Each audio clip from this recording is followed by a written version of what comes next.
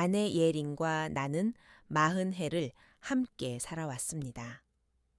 살다 보면 부부라는 이름 아래서도 서로가 남처럼 느껴질 때가 있고 숨소리조차 거슬릴 만큼 지쳐버릴 때도 있었습니다. 우리는 그런 시간들을 몇 번이고 건너왔지요. 그렇게 살아온 세월이 대단한 건 아니지만 돌이켜보면 서로를 포기하지 않은 시간들이었습니다. 언젠가부터는 서로에 대해 더는 기대도 없고 싸울 힘도 남지 않았습니다. 밥은 각자 챙겨 먹었고 말없이 지나치는 날들이 점점 늘어났습니다. 같은 집에 살면서도 그림자처럼 스쳐가는 관계. 그게 지금 우리 부부의 일상이었습니다. 그러던 어느 날, 아무런 예고도 없이 초인종이 울렸습니다. 띵동. 창밖을 보니 봄비가 부슬부슬 내리고 있었습니다. 낮게 깔린 안개 너머로 어딘가 낯익은 실루엣이 보였고 나는 천천히 문을 열었습니다. 지환 씨, 오랜만이에요? 문 앞에 선 사람은 수빈이었습니다. 아내 예린의 대학 동창이자 가장 가까웠던 친구. 몇십 년 전에 그 모습과 크게 다르지 않았습니다. 단정한 차림새, 조용한 말투, 어딘가 가라앉은 눈빛까지도 그대로였습니다. 하지만 그 속엔 시간이 지나며 깊어진 쓸쓸함 같은 게 배어 있었습니다. 예린이랑 얘기 좀 나누고 싶어서요. 연락도 끊겼는데 갑자기 생각나서요. 나는 잠시 얼어 있었고 뒤따라온 예린이 그녀를 보고 반가움에 얼굴을 환히 밝혔습니다. 수빈아, 이게 얼마만이야? 두 사람은 서로의 손을 잡으며 웃었습니다. 그 모습이 어딘가 낯설게 느껴졌습니다. 마치 시간이 거꾸로 흐르는 것처럼. 젊은 날의 예린이 잠시 되살아난 듯한 느낌이 들었습니다. 나는 말없이 물을 준비했고 두 사람은 거실에 앉아 도란도란 이야기를 나누었습니다. 그 웃음소리마저도 집안에 오랜만에 울려 퍼지는 따뜻한 소리처럼 들렸지만 내 가슴엔 묘한 불편함이 스며들었습니다. 수빈의 입꼬리, 눈빛, 조심스러운 손짓 하나하나가 내 시선을 끌어당겼습니다. 오래 묻어두었던 감정이 다시 꿈틀대는 느낌이었지요. 그날 밤, 수빈은 우리 집에 묵기로 했습니다.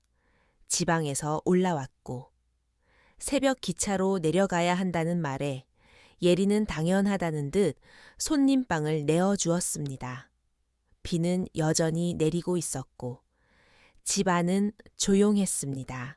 깊은 밤, 목이 말라 거실로 나왔습니다. 불 꺼진 거실 소파에 누군가 앉아 있었습니다. 수빈이었습니다. 얇은 가디건 하나만 걸친 채 창밖을 바라보는 그녀의 옆모습은 조용한 그림처럼 느껴졌습니다. 제이미야, 너 쓰이나 봐요? 내가 조심스럽게 말을 건넸습니다. 그녀는 고개를 돌려 나를 바라보며 살며시 웃었습니다. 그냥 낯선 집이라 그런가 봐요. 오랜만에 예린이 얼굴 봐서 그런가. 마음이 좀 복잡하네요. 그녀의 목소리는 낮고 차분했지만 그 안엔 무언가 끓고 있는 듯한 온기가 느껴졌습니다. 사실 예린이랑 한동안 연락을 안 했었어요. 제 남편이 작년에 다른 여자랑 사라졌거든요. 그 일로 너무 힘들어서 사람들과도 연락 끊고 지냈어요. 그녀의 눈가가 살짝 젖어 있었습니다. 나는 말없이 서 있었습니다. 어떤 위로의 말도 감히 꺼낼 수가 없었습니다. 대신 그녀의 고통이 그대로 내게 전해지는 듯한 기분이 들었습니다. 묘하게도 그녀를 안아주고 싶다는 충동이 들었지만 나는 그저 입술을 다물었습니다. 지환 씨, 참 이상하죠.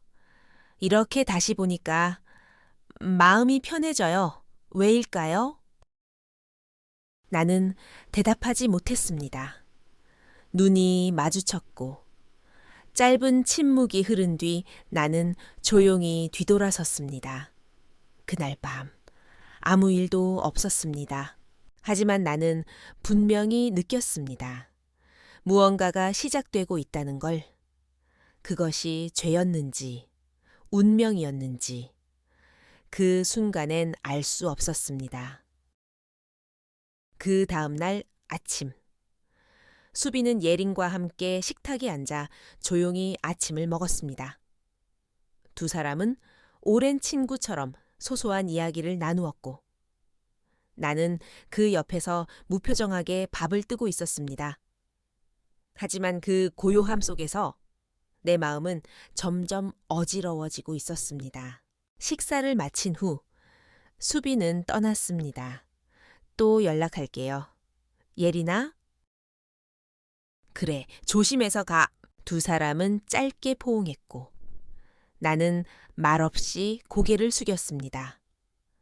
현관문이 닫히는 순간 묘한 허전함이 밀려왔습니다. 그녀가 머물렀던 손님방은 아직 따뜻했고 그녀의 가디건 자락에서 풍기던 은은한 향이 아직도 내 코끝을 맴돌았습니다.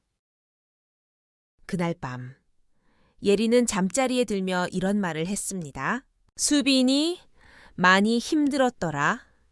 예전엔 참 밝았는데 이제는 눈빛이 달라졌어. 나는 아무 말도 하지 않았습니다. 하지만 내 안엔 그녀가 남기고 간 무언가가 선명하게 남아 있었습니다. 그녀의 눈동자, 그 웃음, 그 침묵 속 떨림. 모두가 하나처럼 엉켜 내 가슴 어딘가에 자리 잡고 있었습니다. 나는 창밖을 바라봤습니다. 비는 그쳤고 해밀동 골목에는 봄밤의 냄새가 번지고 있었습니다. 하지만 그 밤, 나는 이상하게도 오래전 어떤 봄보다 깊이 흔들리고 있었습니다. 비가 그친 다음 날, 봄 햇살이 창화시 해밀동 골목을 조용히 덮고 있었다. 마당 끝 벚나무 가지 끝엔 물방울이 남아 반짝였고 부엌 창문 틈 사이로 들려오는 참새 소리는 오랜만에 찾아온 평온함을 말해주는 듯했다. 예리는 그날따라 부지런했다. 반찬을 여러 태에 두었고 거실 바닥을 닦으며 한참 동안 콧노래를 흥얼거렸다. 나는 그 모습을 멍하니 바라보았다. 긴 세월 동안 본 그 여자의 뒷모습인데 이상하게 그날은 낯설 만큼 선명했다. 지환 씨, 된장찌개 맛 좀 봐줘요. 그 말이 마지막이 될 줄은 꿈에도 몰랐다. 그날 밤, 예리는 잠든 듯 조용히 세상을 떠났다. 새벽녘, 아무 기척이 없어 이상하다 생각하고 문을 열었을 때 그녀는 이불 속에서 이미 싸늘히 식어 있었다. 심장마비. 의사는 그렇게 말했다. 전조도 없었고 마지막까지 건강했다는 말이 무색하게 모든 것이 순식간이었다. 나는 아무 말도 할 수 없었다. 눈물도 나지 않았다. 현실이라는 것이 때로는 상상보다 더 비현실적으로 느껴지는 법이다. 찬물처럼 끼얹어진 시간 속에서 모든 감각이 얼어붙었다. 이웃들이 하나둘 찾아와 조문을 했고 예린이 오래 다녔던 교회의 권사님들도 꽃을 들고 도착했다. 그리고 수빈이 왔다. 검은 정장을 입고 조용히 고개를 숙인 그녀는 영정 앞에 한참을 서 있었다.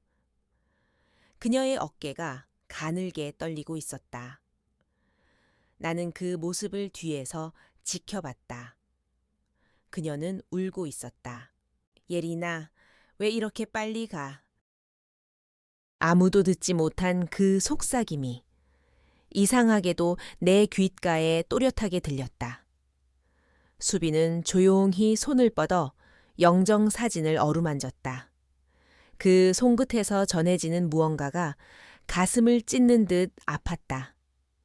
나는 그때 처음으로 두 사람 사이에 내가 모르는 무언가가 있었던 건 아닐까 하는 의심이 스쳤다. 그녀는 내 곁으로 와 조심스럽게 말했다. 지환 씨, 조문 마치고 남아 있어도 될까요? 드릴 말씀이 있어요. 나는 고개를 끄덕였다. 예린이 떠난 날. 그 여자의 가장 가까운 친구가 내 곁에 남았다. 장례식이 끝난 후 집안은 텅 비어 있었다. 향 냄새가 옅어졌고 꽃은 시들어가고 있었다. 가장 오래 함께 했던 사람의 부재는 공간의 온도를 바꾸었다. 수빈은 떠나지 않았다. 짐을 챙기겠다며 며칠만 더 머물겠다고 했다. 나는 말리지 않았다. 아니, 솔직히 말하면 말릴 용기조차 없었다. 그녀는 상복을 곱게 개어 건넸다. 나는 그 손끝에서 이상하게도 따뜻함을 느꼈다. 잘 버티셨어요. 얼마나 속으로 우셨을지 알 것 같아요. 그 말은 너무 조용했고 너무 다정했다. 나는 이상하게 숨이 멎는 듯한 감정을 느꼈다. 밤이 깊어지자 나는 거실에서 조용히 술을 마셨다. 습관처럼 따르던 술잔. 오늘은 참 유난히 쓰더라. 그녀가 맞은편에 앉았다. 실내 조명 아래. 그녀의 눈동자가 촉촉하게 젖어 있었다. 우리 이렇게 나이 들었네요. 예전엔 셋이서 웃으면서 마셨는데 이제는 둘밖에 없네요. 그녀는 내 술잔을 가져가 한 모금 마셨다. 그리고는 조용히 말했다. 지환 씨, 그거 기억나요? 옛날에 예린이랑 셋이 여행 갔을 때 저한테 담배 권했던 거.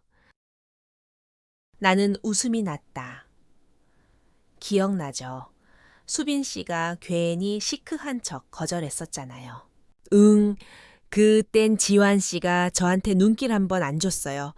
그게 참 속상했어요. 나는 멈칫했다. 그녀는 과거를 말하는 듯 했지만 그 말의 끝은 분명히 현재를 향하고 있었다. 그 순간 우리 사이엔 묘한 정적이 흘렀다. 이제 나 안 와도 되죠? 나는 대답하지 못했다. 그녀의 손이 내 손을 덮었다. 살짝 조심스럽게. 그러나 분명히 선을 넘는 손길이었다. 나는 입으로는 지금은 이러면 안 돼요라고 말했지만 손은 그녀의 손을 붙잡았다. 그날 밤. 아무 말도 없이 우리는 서로를 바라보았다. 침묵 속에서 이미 많은 말들이 오갔다. 그녀는 내 어깨에 조용히 기대왔고 나는 움직이지 않았다. 죽은 사람의 향기와 살아있는 사람의 천이 뒤섞이는 밤이었다. 예린이 떠난 그 자리에 수빈이 들어왔다. 이건 위로일까? 욕망일까? 나는 그 답을 알 수 없었다. 하지만 분명히 알았던 것은 돌아갈 수 없다는 것이었다. 그 후로 매일 새벽 나는 눈을 떴다. 몸은 그녀의 천을 기억하고 있었고 머리는 죄책감으로 가득 찼다. 수빈은 여전히 내 집에 머물렀다.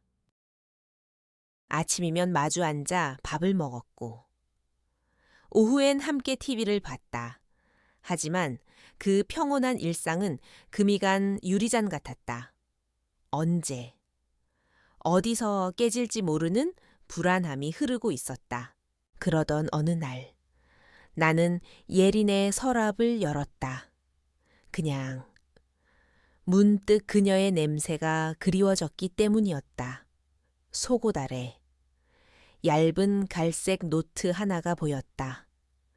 조그맣게 적힌 글씨 내 마음의 정원. 나는 조심스럽게 펼쳤다. 그리고 숨이 멎는 듯한 충격에 휩싸였다. 요즘 수빈이가 자꾸 지환에게 시선을 준다. 처음엔 내 착각이라 생각했지만 어느 날 그 눈빛을 봤다. 여자의 본능은 무섭다. 수빈이는 지환을 좋아하고 있다. 페이지를 넘길수록 예리는 내가 알지 못했던 감정들을 담담하게 기록하고 있었다. 나는 지환을 믿는다. 하지만 수빈은 내가 곁을 비우는 틈을 노리는 것 같다. 내 손이 떨렸다. 예리는 알고 있었다. 자신의 가장 가까운 친구가 자신의 남편을 바라보고 있었다는 걸. 나는 노트를 꼭 쥐인 채 거실로 나왔다. 수빈은 조용히 TV를 보고 있었다. 내 얼굴을 보자 그녀는 조심스럽게 물었다. 무슨 일 있어요? 표정이 이상해요. 나는 대답하지 못했다. 그녀는 내 손에 든 노트를 보고 천천히 일어났다. 그녀의 손이 내 손에서 노트를 꺼내갔다. 읽었군요. 예린이의 일기. 그녀는 말없이 고개를 숙였다. 알고 있었어요. 그녀가 내가 지환 씨를 좋아한다는 걸. 그럼 왜 그런 거예요? 수빈 씨. 그녀는 조용히 대답했다. 처음엔 나도 아니었어요. 예린이 떠난 뒤 나도 무너졌어요. 그녀 없이. 그녀의 친구였던 당신 곁에 있으니까 나도 모르게 당신이 필요해졌어요. 그녀의 눈에 눈물이 맺혔다. 하지만 그 눈물은 슬픔보다는 결심처럼 느껴졌다. 지환 씨, 이제 어떻게 할 건가요? 그 질문은 나에게 결정을 요구하고 있었다. 나는 아무런 답도 하지 못했다.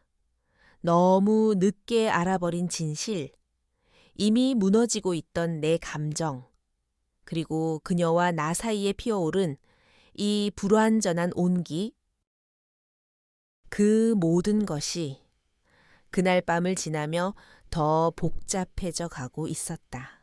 그날 이후 수빈의 얼굴을 제대로 마주하지 못했다. 예린의 일기 속에 적혀 있던 말들이 내 머릿속을 계속 맴돌았다.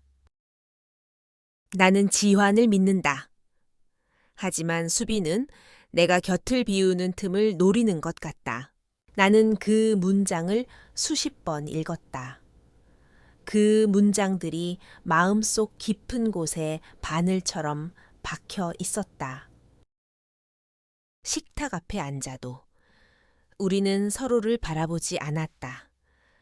같은 찌개를 먹고 같은 뉴스를 봐도 그 사이엔 커다란 투명한 벽이 있었다. 말하지 않아도 알 수 있었다. 수빈 역시 알고 있었다는 걸. 우리가 무언가를 넘었고 그 넘은 것들이 되돌릴 수 없다는 걸. 밤이면 더 괴로웠다. 그녀가 건넨 따뜻한 이불, 그녀가 개어놓은 내 옷까지 모두가 예린의 흔적과 겹쳐졌다. 나는 자꾸만 헷갈렸다. 지금 내가 느끼는 감정이 사랑인지, 외로움인지, 아니면 단지 죄책감에서 비롯된 습관 같은 건지. 그날 밤 나는 악몽을 꾸었다. 예린이 내 앞에 서 있었다. 검은 옷을 입고 아무 말 없이 나를 바라보았다. 그녀의 얼굴은 웃고 있었지만 눈동자는 차가웠다. 당신, 지금 행복해? 그녀는 그렇게 물었다. 나는 대답할 수 없었다. 그저 고개를 숙인 채 서 있었다. 꿈에서 깼을 때 식은 땀으로 침대가 젖어 있었다. 숨이 거칠게 쉬어졌고 심장이 미친 듯이 뛰었다. 아침? 수빈이 차려준 밥상 앞에서 나는 마치 죄인이 된 기분이었다. 그녀는 조용히 나에게 물었다. 지환 씨, 저 싫어졌어요? 나는 고개를 들지 못했다. 그녀는 한참을 기다리다 말없이 숟가락을 내려놓았다. 그리고 조용히 말했다. 난 당신을 사랑해요. 그 말은 너무 조용했고 너무 진지했다. 예전부터 당신이 예린이랑 결혼했을 때부터 한편으론 부러웠어요. 당신 같은 사람을 곁에 둔 예린이가. 나는 자리를 박차고 일어났다. 그녀는 놀란 눈으로 나를 바라보았다. 그럼 왜 예린 살아있을 때 말하지 않았어요? 내 목소리는 떨렸다. 왜 죽고 나서야 이러는 거예요? 수빈은 눈을 감았다. 입술을 꾹 깨물며 아무 말도 하지 않았다. 나는 벽을 바라보았다. 거기엔 예린의 사진이 걸려 있었다. 그녀는 늘 그랬던 것처럼 웃고 있었다. 나는 아직 그녀를 사랑해요. 내가 그렇게 말했을 때 수빈은 고개를 떨구었다. 그럼 나는요? 그녀의 목소리는 바람처럼 얇았다. 나는 그냥 당신의 빈자리 채우려고 있는 거예요. 그 질문에 나는 아무 대답도 하지 못했다. 왜냐하면 정말 몰랐기 때문이다. 내가 그녀를 사랑하는 건지 아니면 그녀를 통해 죽은 예린을 붙잡고 싶은 건지. 그녀는 조용히 방으로 들어갔다. 문이 닫히는 소리조차 미안할 만큼 조용했다. 나는 한참 동안 예린의 사진 앞에 앉아 있었다. 그녀의 웃음은 이제 이 집 어디에도 없었다. 하지만 그녀의 그림자는 도처에 남아 있었다. 수빈의 옷 속에도, 수빈의 눈빛 속에도, 그녀의 천 속에도 나는 예린을 찾고 있었다. 수빈은 그날 이후 아무 말도 하지 않았다. 집안은 이상할 정도로 조용했다. 마치 장례가 끝나지 않은 공간처럼. 그녀는 부엌에서 조용히 요리를 했고 내가 잠들면 조용히 등을 돌려 누웠다. 우리는 부부처럼 살고 있었다. 아주 오래된, 감정이 굳어버린 부부처럼. 나는 문득 깨달았다. 그녀는 어느 순간부터 예린의 자리를 대체하고 있었다. 예린이 쓰던 찻잔에 차를 우려주었고 밥상에 된장을 올릴 때도 예린의 방식 그대로였다. 그녀가 흉내 내는 건지 아니면 내가 그렇게 만들어가고 있었던 건지 헷갈렸다. 그런 날이 몇 주 더 흘렀다. 문이 울렸다. 낯선 초인종 소리에 나는 흠칫 놀랐다. 현관 앞에 서 있는 남자는 정장을 입고 있었다. 눈빛은 거칠었고 입술은 굳게 다물려 있었다. 여기 윤수빈 씨 계십니까? 그 말에 나는 본능적으로 알았다. 그가 누군지, 그녀가 떠나왔다던, 그녀를 버렸다던 그 전 남편이었다. 누구시죠? 나는 조심스럽게 물었다. 그는 시선을 비틀지 않고 말했다. 그 여자는 내 아내였습니다. 말은 과거형이었지만 그 감정은 아직 끝나지 않은 것처럼 보였다. 나는 그를 집 안으로 들이지 않았다. 그 순간 수빈이 조용히 걸어 나왔다. 그녀는 그를 보자마자 숨이 멎은 듯 멈춰 섰다. 수빈아, 그가 조용히 불렀다. 너 여기서 뭐 하고 있어? 그녀는 나와 그를 번갈아 보았다. 여기서 지내고 있어. 목소리는 작았고 굳어 있었다. 그는 코웃음을 쳤다. 하긴 네가 이 남자 좋아했지. 예전부터. 그의 말은 날 향한 것이기도 했다. 나는 문손잡이를 꽉 쥐었다. 수빈이 조용히 말했다. 돌아가. 이젠 우리 아무 관계도 아니야. 그는 무시하고 발을 들이밀었다. 이 사람, 아내가 죽었다며? 그래서 네가 그 빈자리를 채워주고 있는 거구나. 그 순간 수빈의 눈에 눈물이 맺혔다. 하지만 그녀는 강하게 버텼다. 더는 당신한테 돌아가지 않아. 그러니까 그냥 가줘. 그의 눈빛이 날카로워졌다. 네온 나한테서 도망쳤지.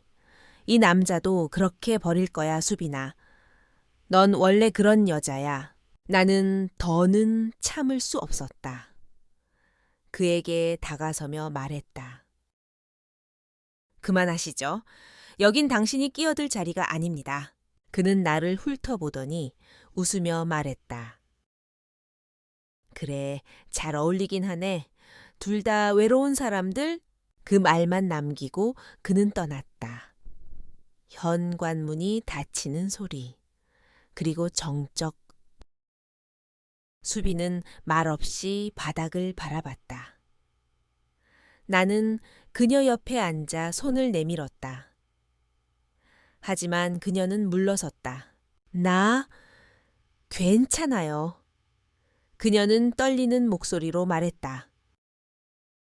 그 사람은 내가 어떤 사람인지 다 알아요.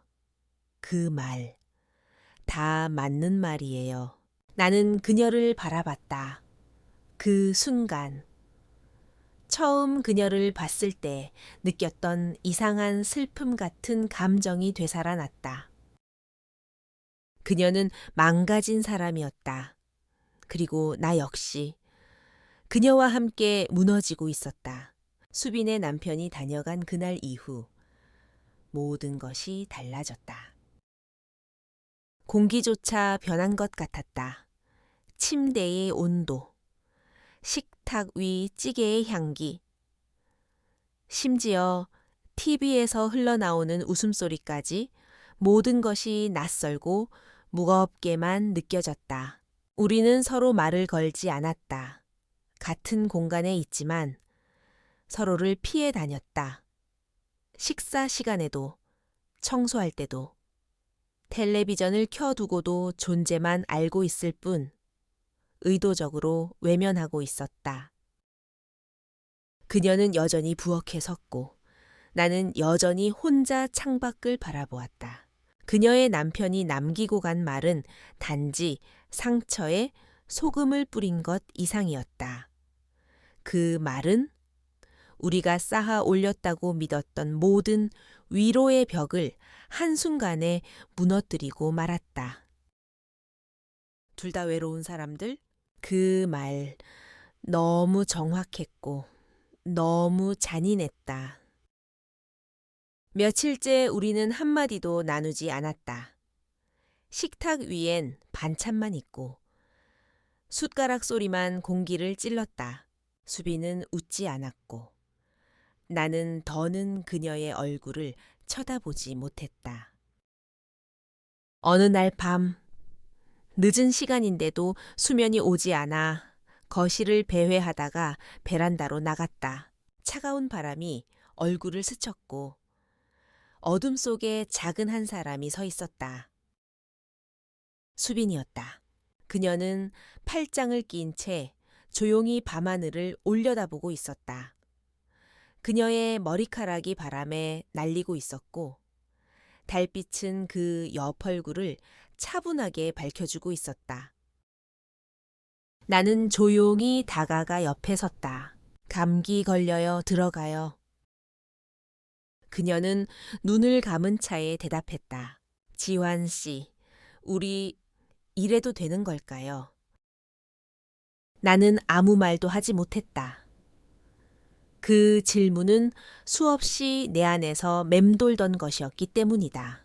그녀는 몸을 돌려 내 쪽을 바라보았다.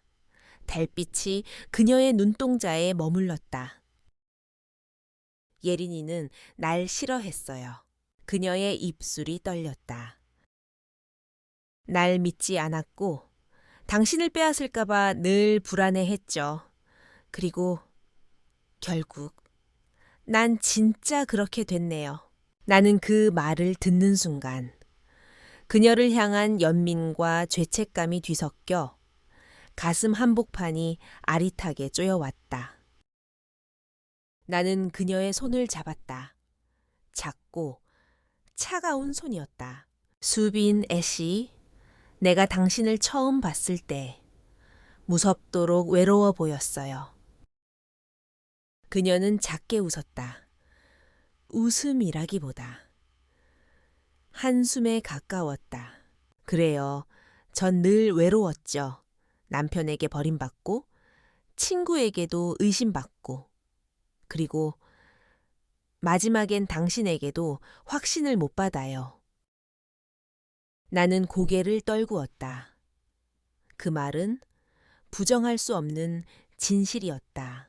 나는 당신을 사랑한다고 말할 수 없어요. 그녀는 눈을 감았고 그 순간 그녀의 볼을 따라 눈물이 흘렀다. 그럼 이건 뭐예요? 이 감정, 이 시간들. 이건 사랑이 아니라면 뭐죠? 지환 씨, 나는 입술을 깨물었다. 뭐라 답해야 할지 몰랐다. 사랑기라고 하기엔 너무 늦었어요. 너무 많은 걸 잃은 뒤라서. 그녀는 내 손을 살며시 뿌리쳤다. 그 손끝은 떨리고 있었다. 전 그냥 누군가에게 마지막으로 사랑받고 싶었어요. 그게 당신이면 좋겠다. 그 생각 하나로 여기까지 왔는데 그녀는 돌아섰다. 천천히. 아주 천천히 방 안으로 들어갔다. 나는 혼자 베란다에 남겨졌다. 바람이 매서웠고 달빛은 차가웠으며 가슴 한복판이 텅 비어왔다. 그날 이후로 수비는 무언가를 정리하고 있었다. 아주 조용히. 오후의 고요 속에서 방 안에 들어가 문을 닫고 한참 동안 나오지 않았다. 나는 리모컨을 들고 TV를 켰지만 화면이 흐릿하게만 보였다. 눈이 어두워서가 아니라 마음이 어두워서였다. 몇 시간 뒤 그녀는 나왔다. 정리 좀 했어요. 짐이 생각보다 많더라고요. 나는 아무 대답도 하지 않았다. 그녀의 말투는 평소처럼 차분했지만 그 속에는 다 말한 사람의 목소리가 담겨 있었다. 우리는 마지막으로 함께 저녁을 먹었다. 된장국, 남은 반찬, 조용한 식사. 식탁 위에는 이별이라는 말이 놓여 있었다. 그날 밤 수빈이 먼저 입을 열었다. 지환 씨, 그녀는 내 이름을 조용히 불렀다. 이젠 그만해요. 나는 고개를 들지 못했다. 하지만 그 말이 무슨 뜻인지는 이미 알고 있었다. 그녀는 내 옆에 조용히 앉았다. 그리고 내 손을 잡았다. 내가 바란 건 당신이 아니었는지도 몰라요. 그녀는 고개를 숙였다. 그저 누군가에게 마지막으로 의미 있는 존재가 되고 싶었을 뿐이에요. 나는 그 손을 꼭 쥐었다.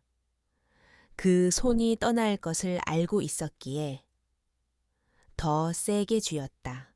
그녀는 조심스럽게 내 어깨에 기대왔다. 오늘 밤까지만 당신 옆에 있을게요. 나는 아무 말도 하지 않았다.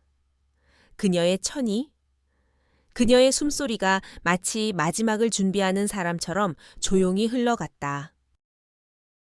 우리는 말없이 밤을 함께 보냈다. 그저 서로를 안고 작은 숨소리를 나누며 기억이라는 마지막 선물을 만들었다. 그녀가 먼저 일어났다.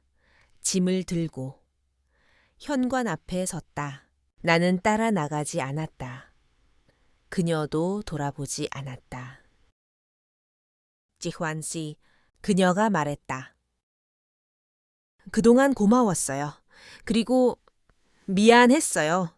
그녀는 잠시 멈추었다. 그리고 마지막으로 말했다. 이제 당신도 자기 자리로 돌아가요. 그녀는 조용히 문을 열고 나갔다.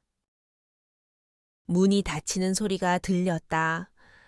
그 소리는 이 집에서 마지막 온기가 사라지는 소리였다. 수빈이 떠난 지 계절이 2번 바뀌었다.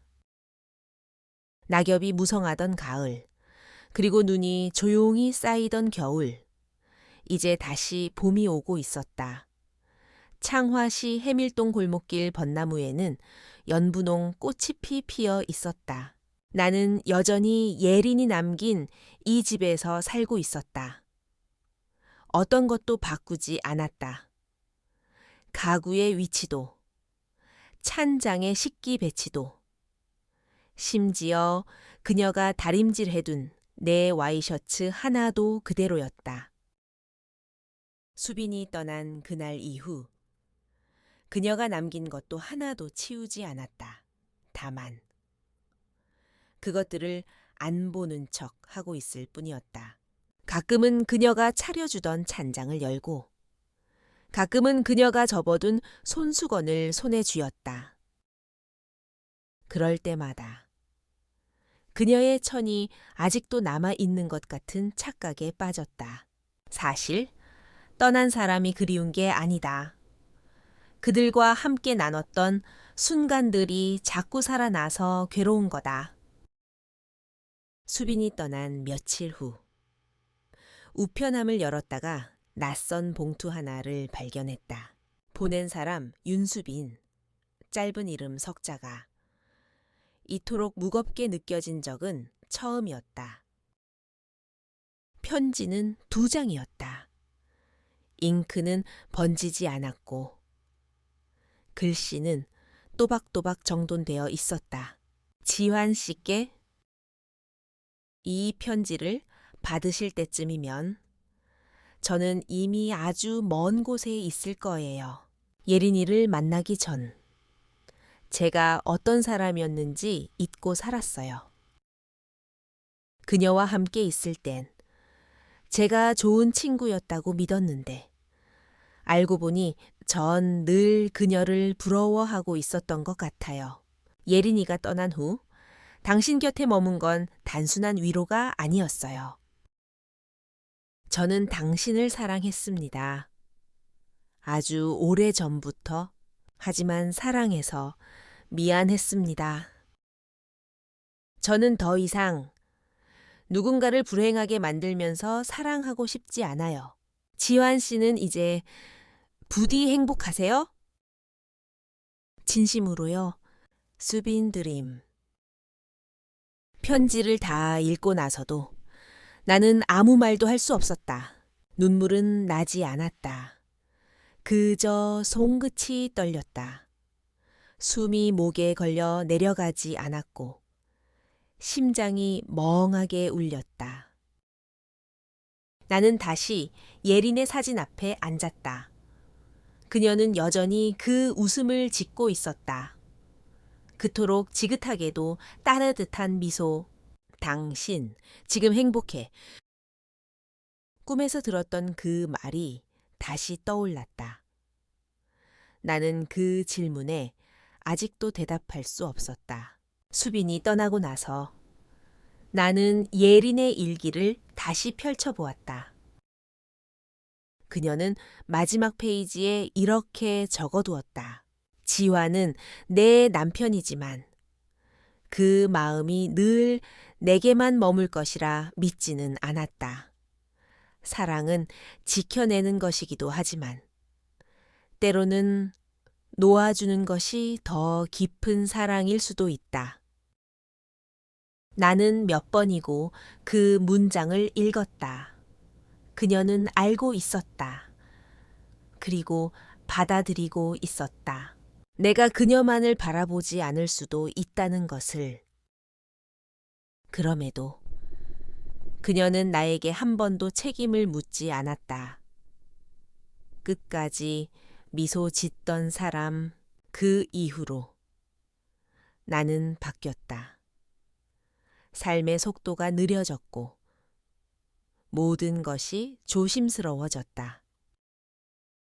커피를 따르는 손짓도, 빨래를 개는 순서도, 꽃을 바라보는 눈길도 누군가의 존재가 삶을 얼마나 다르게 만드는지를 이제야 알았다. 나는 매일 아침 예린과 수빈을 동시에 떠올린다. 예린의 웃음, 수빈의 눈빛, 두 여자의 기억은 때로 겹치고 때로는 서로를 밀쳐낸다. 그러다 결국엔 조용히 사라진다. 수빈은 마지막까지 나에게 어떤 말도 요구하지 않았다. 그녀는 떠났고 나는 남았다. 이제는 혼자다. 하지만 나는 안다. 그날들 모두가 사랑이었다는 것을. 그것이 완전하지 않았더라도, 누군가를 아프게 했더라도, 그래도 사랑이었다. 그렇기에 이제는 이렇게 말할 수 있을 것 같다. 그녀는 나를 사랑했다. 나는 그녀를 잊지 못한다. 사랑해서 미안했고, 사랑해서 고마웠으며, 사랑해서 지금도 살아갈 수 있다. 해가 진다. 거실에 앉아 차를 한 잔 마신다. 벚꽃이 바람에 흩날리고 있다. 나는 오늘도 말없이 두 여인의 이름을 가슴 안에서 조용히 불러본다. 예린 그리고 수빈, 그들은 모두 내가 가장 외로웠던 순간 내 곁에 있어준 사람들이었다. 이제는 그 누구에게도 말하지 못할 이야기만 조용히 내 안에 남았다. 하지만 그게 내 삶의 전부였다.